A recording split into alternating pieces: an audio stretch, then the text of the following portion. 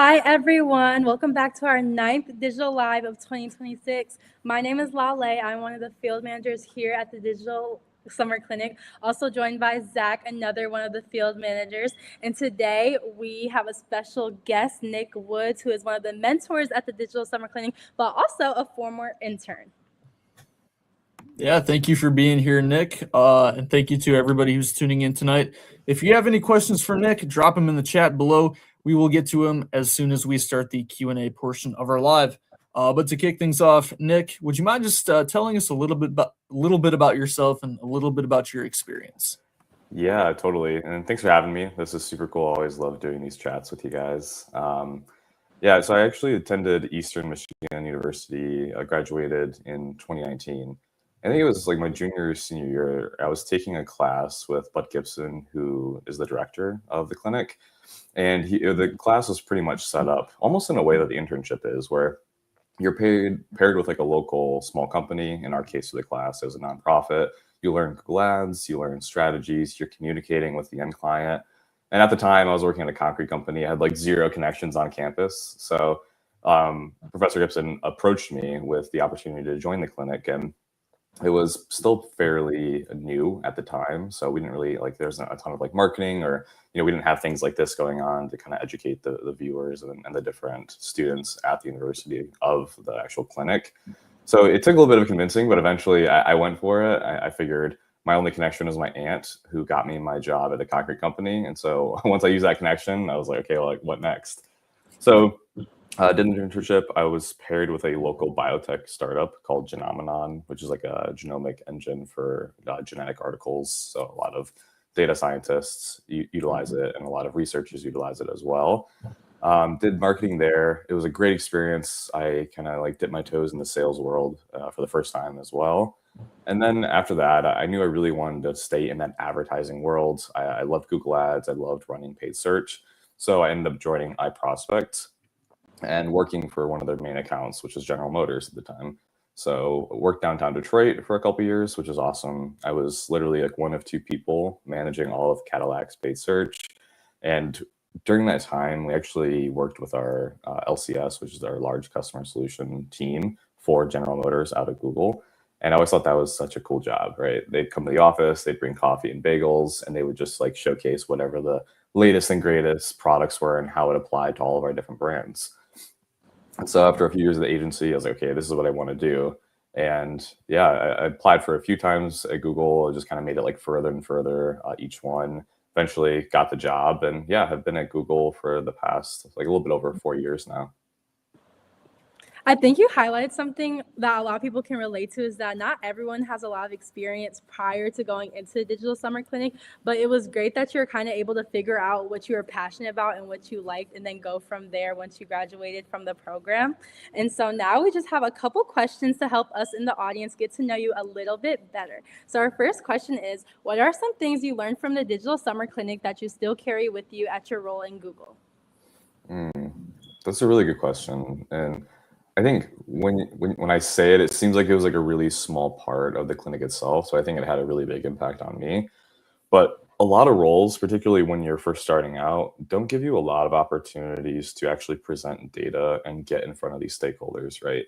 So even at the agency, post the clinic, I was doing a lot of search work in the background, doing tons of these bulk sheets in SA360 and making all these changes to our ad copy and sending reports to these people that would then take it to the clients. So never actually interfacing with the clients myself.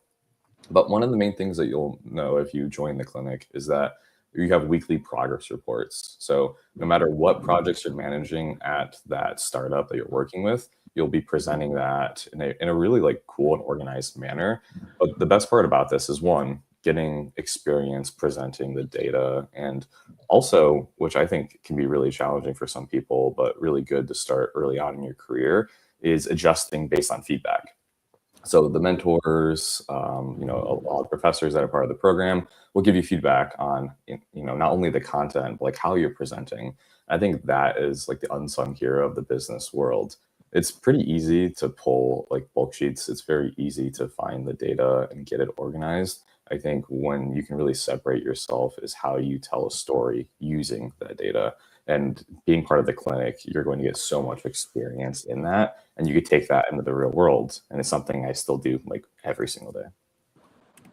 Yeah, that's a really good point, because oftentimes people are just like, yeah, I have to go to the progress report. I'm not really happy about it. But you're building that skill, and you don't even know you're doing it until you actually get to a point in your career where you're doing that like consistently with your actual like company, like in your career. I Exactly. think that's a super good point. And yeah, so now we're gonna transition a little bit to like what you're doing now as like a mentor.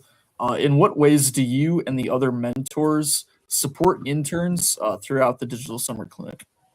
Yeah, it's a great question, and I would say there's so many different areas that we support interns. I think there's going to be a lot of logistics that we help support, and so even when you think about how you communicate with these companies and the different startups, they're all such different businesses, at different business levels and in different parts of their business journey, that it is going to be very overwhelming to kind of just be the person that jumps in to a startup, because obviously this is a super fast-paced environment, and being the new person, let it be like an intern or a full-time employee, is going to be extremely overwhelming. And I think one of the things that can kind of fall to the wayside is communication. So we get that feedback a lot, and I think that's something that the mentors can really help you. Okay, I haven't heard from this person, or how do I get a meeting with this person at the company? Really like the background logistics of how you operate, kind of based on what's going on at the company. It sounds, maybe it doesn't sound too challenging, but I think it is when you're actually in the role. And I'm sure you guys can Yes. attest to that. Yeah, it's very overwhelming, and I think that's a great place for us to lean in and help. And honestly, just navigating any of the ambiguity that happens when working for a startup, and just making sure that if you have questions, you can come to us. I think even taking a wider lens and thinking about it a little bit differently is also, how can we prepare you for what happens after the startup, right? So maybe you get hired on, that's great. Maybe you discover a skill, or something that you're working on during the actual internship, that you realize, wow, I think I want to pursue a career in this. Maybe I thought I was more of an analytics person, but I'm really good at the sales stuff, and so I really want to go into more of a sales role. These things that we can help workshop with you guys and figure out, okay, this is what you want to do, this is what you're good at, how can we translate what you've been working on into your resume? How can we tell that story and really use the clinic to help boost that next role for you? If it's at the startup, if it's not, kind of wherever your journey takes you, we want to be there supporting you along the entire ride. Yeah, I definitely agree with everything you said, because I connected with Alankrita a lot, and she helped. We had a whole Zoom meeting about like how to better my resume and things that should be on there and how it should be formatted. So I think connecting with the mentors on things like that and professional development does a lot. So for our next question, you touched a little bit about this earlier, but what are some ways, because our application process is so long, and in between like people just applying, we're doing tablings, we're going to job fairs, we have these digital lives. What are some ways that people can stand out in their applications, or just throughout the whole process in general? Yeah, it's a great question. I would say, and I'm not going to leave it at this answer. I think that would be cheating, but use AI, right? Like we have all these really cool tools nowadays. And honestly, I would take like the qualifications for the role that you're looking to, which in this case, it would be being an intern at the Digital Summer Clinic, and then give it your resume, and tell it like, hey, this is a role I'm really interested in applying for. Here's the qualifications, here's what they're looking for, here's my experience via my resume. How can you compare the two? Are there things I should adjust? Are there things I should highlight during the interview process if I end up getting an interview? I think this is really critical, because a lot can get missed if you're just reviewing it yourself. And I don't see it as like a cheat code or like a crutch or anything by utilizing AI. I think the more you utilize it and the better you utilize it, the more you're going to be prepared for just work life in general. And that's something that we always talk about at Google. Like we don't think AI is going to replace a lot of jobs, but it will replace the jobs of the people that aren't utilizing it fully and really like adapting and learning how to utilize it in their current roles. So I would definitely say that. And then one thing that was always challenging, and I would always challenge interns during the clinic on this, is making sure you can put something measurable in your resume. So, I mean, for example, I at one point in my resume, I had like efficiency gains from me delivering pizzas, right? Like I was finding any numbers that I could use to help tell a story, to help get my foot in the door and stand out. I think that that's a great one. I mean, we have all these like great action words, which I think, yeah, sure, they look cool on a resume, but what looks really cool are numbers and percentages and, you know, time saved. Like anything that you can like quantify and put in there, I think will really put you ahead of the curve. Yeah, I agree. I definitely think that numbers definitely kind of help show like the big, large impact that it had rather than just saying it. Yep. So now we are at our Q&A portion of the live, and we do have a question from Kim Barker, one of our other mentors in the program. And what she asked is, "Hi, Nick, what is your favorite part about your job?" Hi, Kim. Favorite part of my job? It's a really good question. I would say it's the just meeting my advertisers, right? So that was something I was always big on is that any company that's advertising out there can really help, or Google Ads can help that company stand out, right? So there's a lot of like Walmarts, there's a lot of like the Targets or the Amazons of the world, but being able for me to meet my client and then come up with a strategy of how we can combat these giant corporations, I think is always cool. Particularly when I was on the small business side, it was always really awesome to hear that somebody who's not only the president and CEO of the company, but they're also running the marketing, you know, they're doing the accounting, and it's pretty much an operation of like 1 to 5 people. And the kind of impact you can have utilizing Google Ads could honestly be life changing. Like I had a ton of those emails from people where they mentioned, hey, I know you walked me through the strategy. We kind of reworked the account structure. You know, we started testing in these new features. And I'm happy to report, like, you know, we've doubled the revenue the past 6 months. And these are numbers that we've never seen. And they're all attributed back to Google Ads. And so for me, that was the best part of the job is being able to meet and help the people who really rely on these businesses succeeding.